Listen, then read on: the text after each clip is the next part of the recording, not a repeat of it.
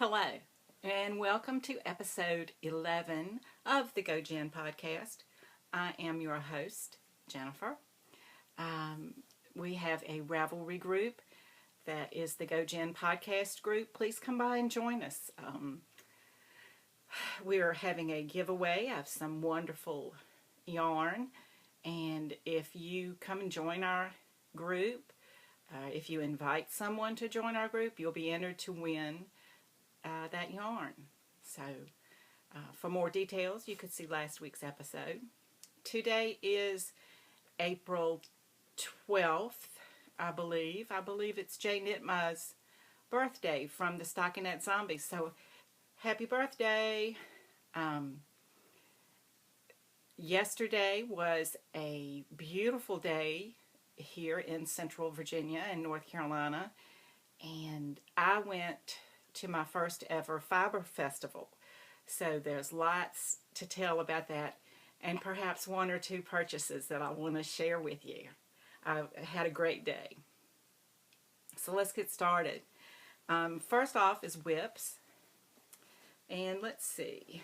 This is my Elise shawl, and I am using some Charlemont yarn that's fingering weight from Webs online, and this is a very easy pattern. It's free on Ravelry.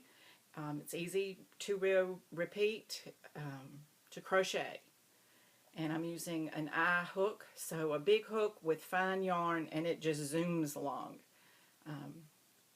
I'm very happy with it, and I'm just going to keep posting along on that. No rush.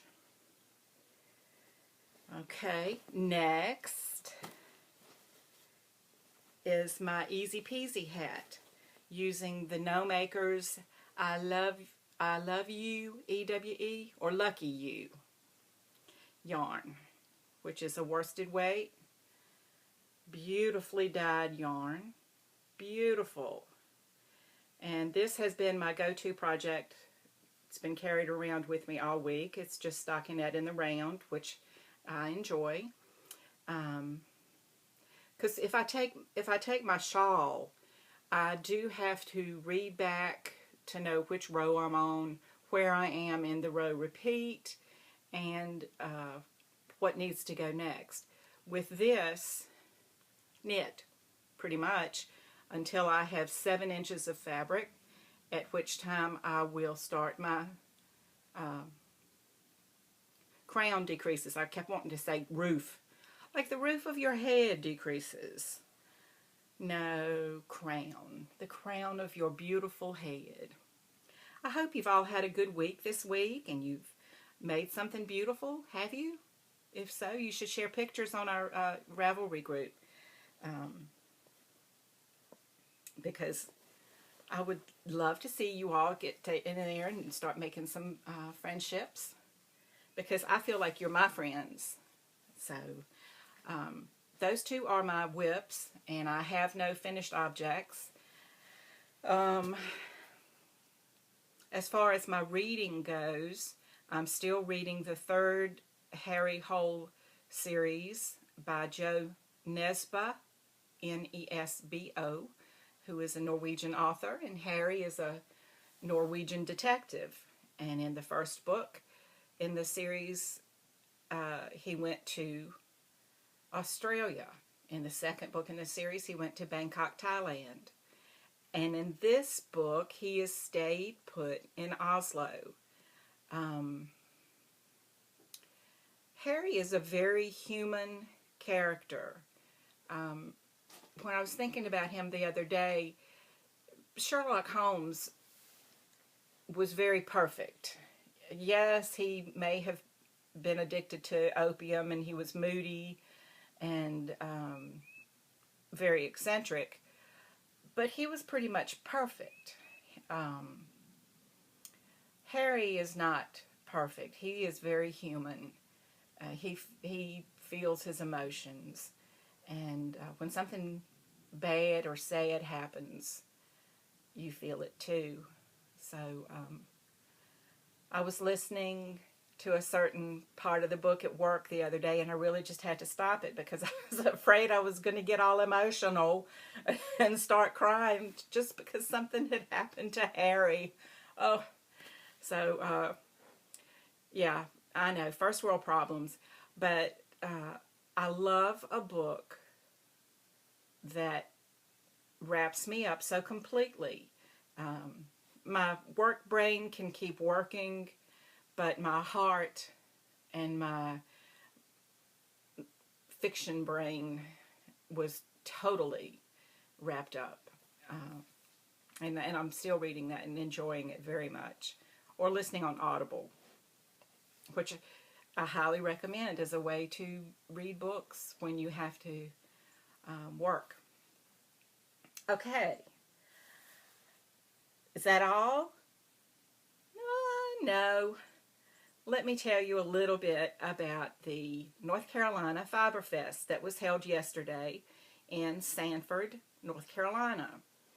And it was my first Fiber Fest. I went on the yarn crawl the other week. I have been to a knitting and crochet convention several years ago. I've taken classes from some very prestigious teachers, but I'd never been to a Fiber Fest. I didn't know what to expect. I didn't know if it was going to be little old grandmas from the area with a bunch of granny square washcloths. In which case, I wish them the best. But I make my own washcloths. I didn't know if there were going to be a lot of animals or a few, but a friend and I went, and we got there about 11 o'clock yesterday, and there was no admission at the gate, which that meant that there was, usually admission is going to be something like $5 or so. That was $5 more I could spend on fiber. Yay! And so we started off going through the first exhibition hall, which was so much fun. And there were weavers. There was a man demonstrating a walking wheel, which was a huge spinning wheel. I think it was kind of an antique. There was a lady demonstrating a knitting machine. We went through a class on how to crochet. We had a wonderful time. There were weavers. I said that. There was a potter who had some beautiful pieces that were a little out of my price range. I really hadn't planned for that kind of purchase yesterday. We saw raw fleeces. We saw fiber that had been cleaned and just in a sack. We saw yarn. We saw dyed fiber, undyed fiber, silk, mohair, alpaca, sheep wool, merino. We saw a ton of stuff. And so we went through the 2 exhibition halls, and we kind of went, well, I like that. I may come back and get it. And which really came back to bite my friend, because if I had realized what I was looking at, but I didn't at the time, there was a shop, and she had buy one, get one free. Well, she had skeins of a merino blend, and so one skein was $18.75, but you got the second, and they were each about 400 yards long. Yes, that's 880 yards for $18.75 of a nice sock weight yarn, wool. And we said, we'll come back. You know what happened when we went back. Sold out. Of course. That was such an excellent deal. I should have bought it all. Ah, jeepers. But no, so lesson learned. When a deal is that good, you jump on it and pretend that you have more money than you're worth. So we missed out on that, both of us. I'm heartbroken about that, and so was she. So she wound up not getting any yarn because she was going to come back and get that. So let's see. I did get some yarn. I decided that I couldn't go to a fiber festival without getting yarn. I took a picture of this with my phone, and I've got a slideshow I'm going to put at the end of the show, just like usual when I have something wonderful.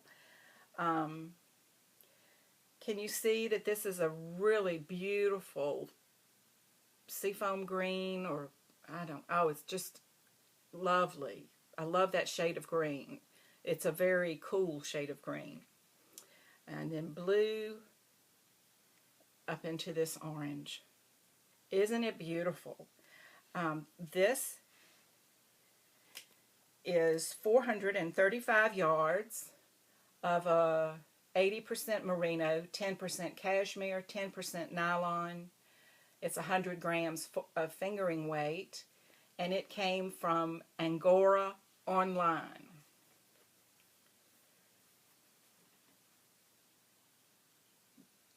And this lady, I spent more money at her booth than, because I purchased this, and then I purchased something else as well.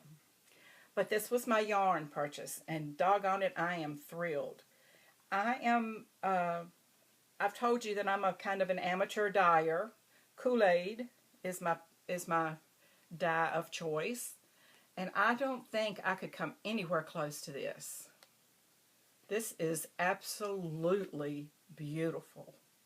Beautiful. The overlap areas is very small. The overlap area is very small. And so I love the way this was dyed.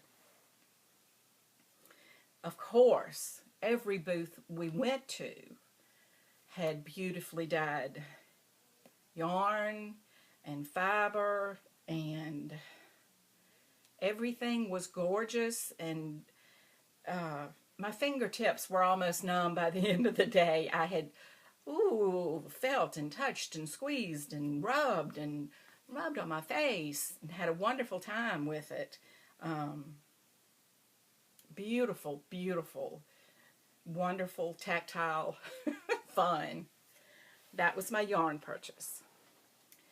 So, if you're a loyal viewer, you know that I recently got a spindle, and I'm going to learn to spin, which I kind of taught myself from YouTube videos. I was very pleased with what I had learned.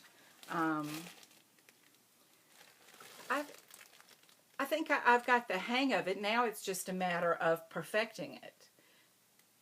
I'm not saying at all that I've got it down. I'm 100%. I'm saying I'm 50%. I know what I'm supposed to do. The other 50% is doing it consistently. Okay? I'm not consistent yet. Another purchase was, I got 2 ounces of 100% alpaca. It's a bat, I believe, pretty sure. 2 ounces, alpaca bat, and everything in her shop was 15% off, and so I got it. And I look forward to, I'm sorry for the crinkling, but I look forward to not only the spinning of that fiber, but the dyeing of it as well. I really enjoy dyeing. I really enjoy spinning. And then, once I get to play with it that much, I get to knit or crochet with it.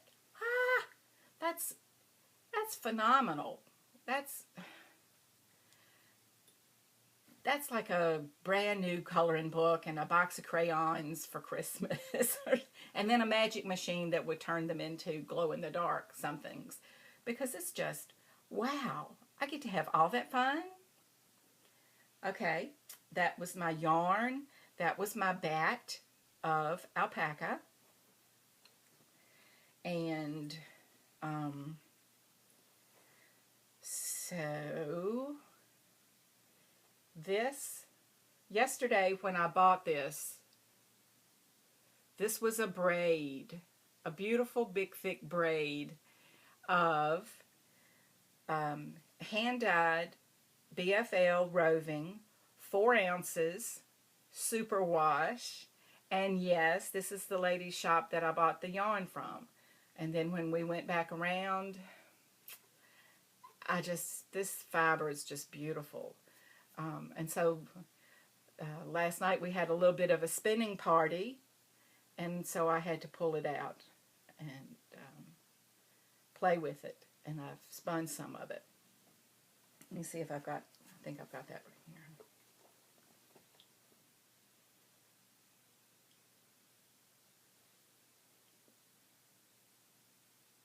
I really like it.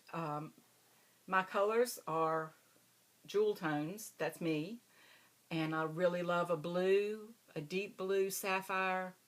I like purples, I guess you can tell, huh? And a pink. Isn't that beautiful? So, and this teal. And we were really surprised when I was unbraiding it last night. There's a little spot in here with sparkles. Yay! Sparkles. Sparkles are like glitter. It just makes everything better. Isn't that pretty? Isn't that pretty? And, oh, so soft. I enjoyed spinning with this. At this shop, she also had spindles with a little bit of fluff that she was selling. And so my friend that went with me got a bag, and then we went in together and got a bag and a spindle for our friend who wasn't able to go with us yesterday. So when we made it home, we went out to our third friend's house, and I taught them all I know about spinning.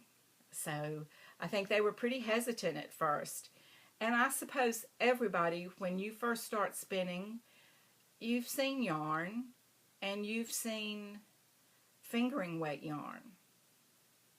And it would be nice if you jumped in and started spinning fingering weight consistently. But I told them if they had done that, I would have really gotten ticked off at them that they'd be out doing the teacher. So no fair. I said, everybody's got to learn somewhere. The fiber was a negligible investment in a learning tool with the spindle. So just accept what you get. And I think, I really think they did. And they embraced the learning of it. And I'm happy with my yarn. I am, can you see there? I still have some really thick parts, but I think I'm working more at a worsted weight. I'm going to try to figure out my wraps per inch eventually, of course. But this was a big chunk of my braid. And so I finally just put it down because I enjoy spinning as a solitary craft so far, because I have to kind of think about it, and I like the zen of it. So while I was talking with them, once we all got going, I worked on my easy peasy hat, because that's really easy to do with, while you're with friends, and catching up on stories, having a good time, laughs, a few tears. but I had promised my husband that I was going to try not to bring home an alpaca, because I just have a small little Honda Civic, so it's and it's like 30 years old. There wasn't a whole lot of room for an alpaca, but I did text him from the fairgrounds to say, honey, I bought an alpaca and I'm bringing it home.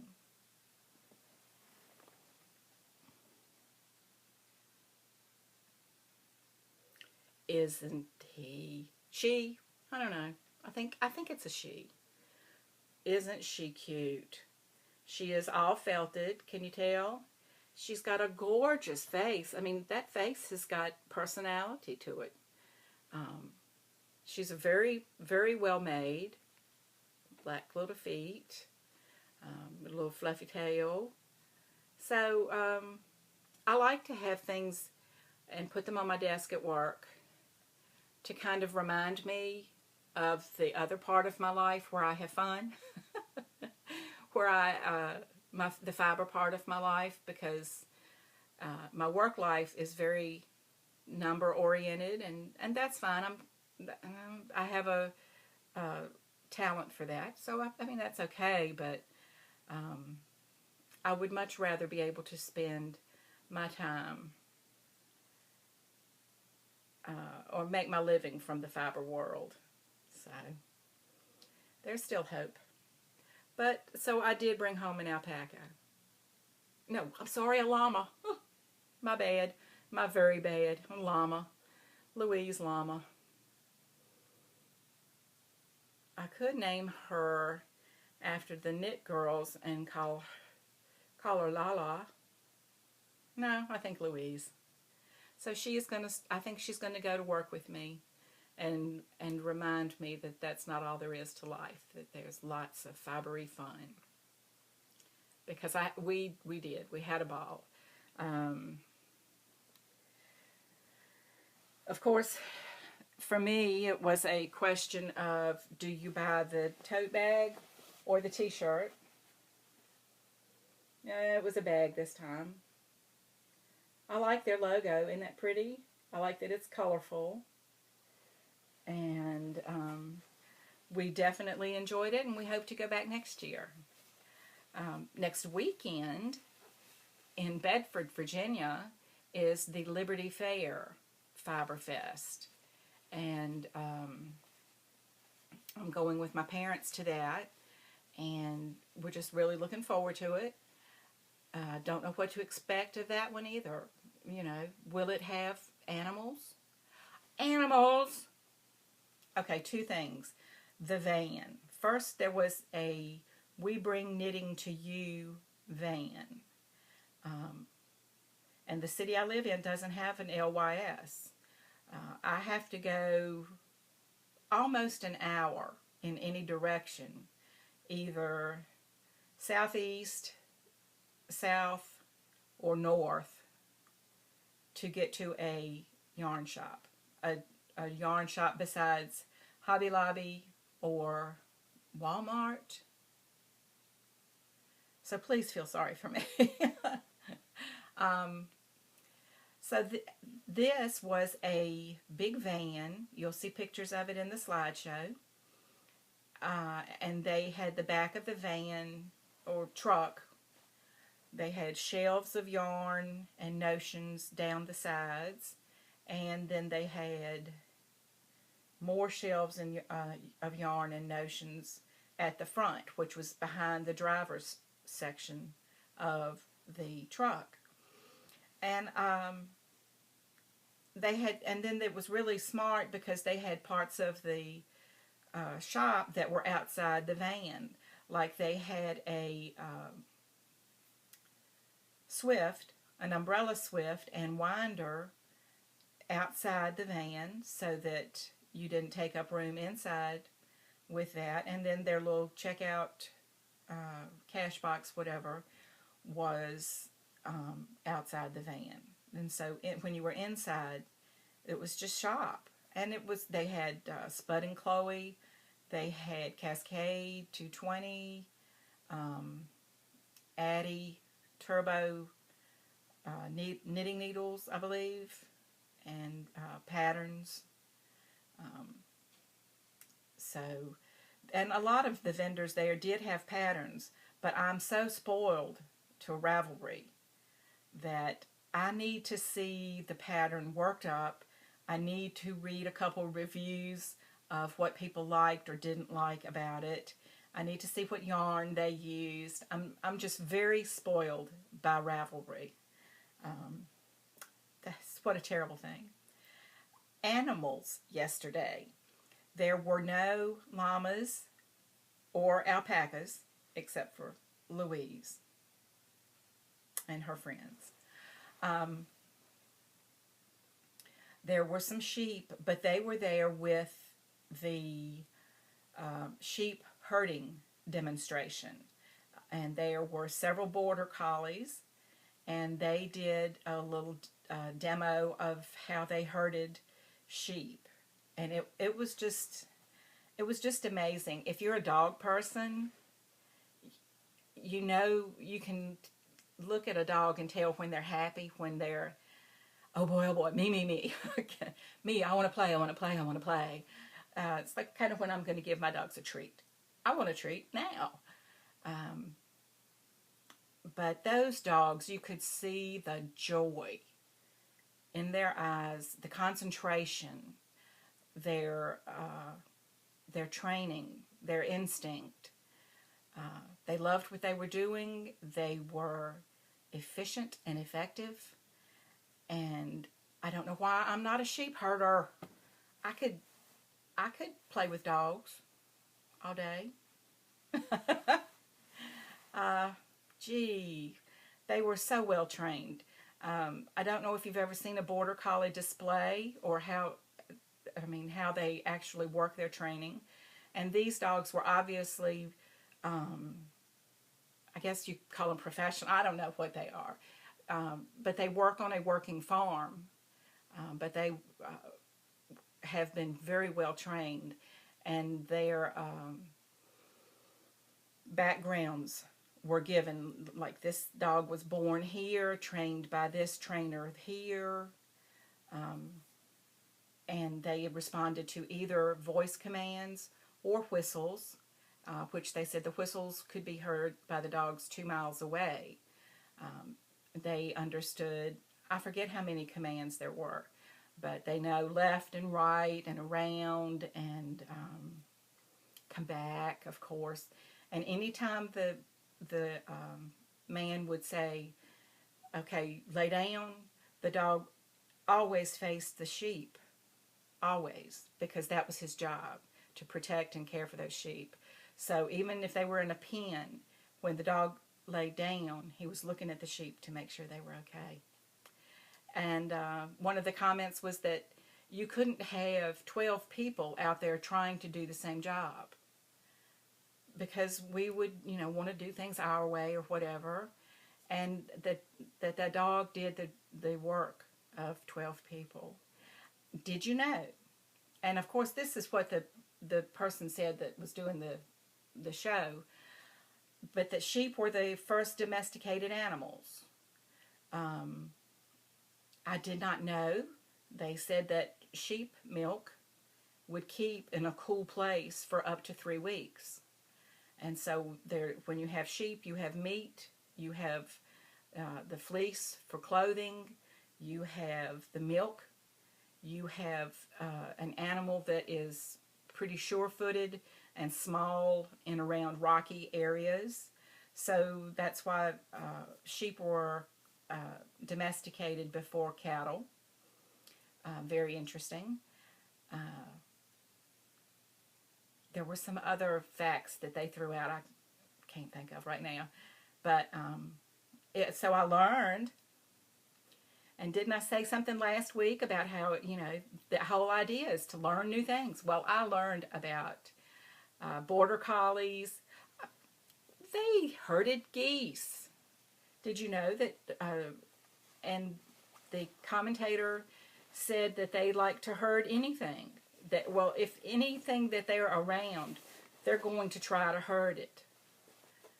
So I think they'd be great babysitters. Just, here kids, play with the dog and know that the dog would keep them safe because it's instinct in the dog. They're the only animal that's border collies that's bred for intelligence.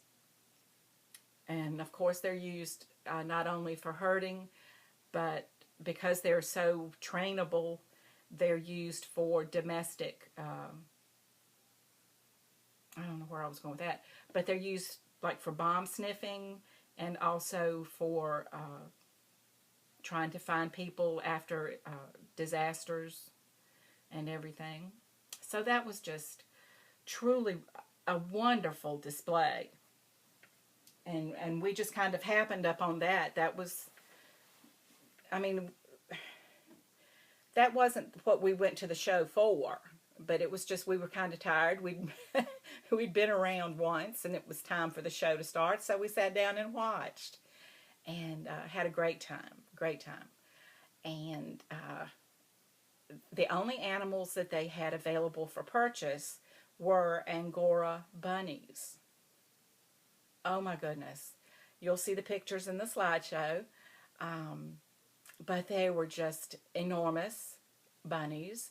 Sweet, very tame. There was one that the lady had out of the cage or out of the hutch, and the bunny didn't mind us petting it, feeling its fur, its ears.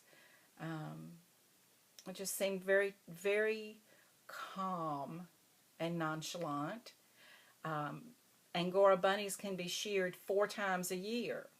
So although you're not getting the amount of poundage that you would get from a llama or alpaca or sheep, I believe they're only shorn once a year.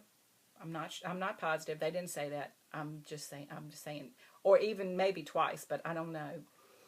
But the bunny is sheds, or you get the fleece. I don't know what you call that, but you get the bunny fiber 4 times a year. So I guess it would add up, and seems to me it might be easier to keep the bunny clean than it would be to get keep a llama or alpaca clean. Can you tell that we discussed which would be better for us to raise? As if we're gonna. And just as an aside, when I mentioned the bunnies that were there, a person on Ravelry commented that there are lots of bunnies out there. If you're looking to get a bunny, try to adopt one.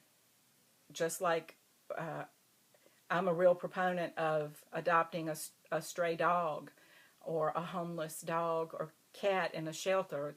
Don't spend $500 on a dog or whatever.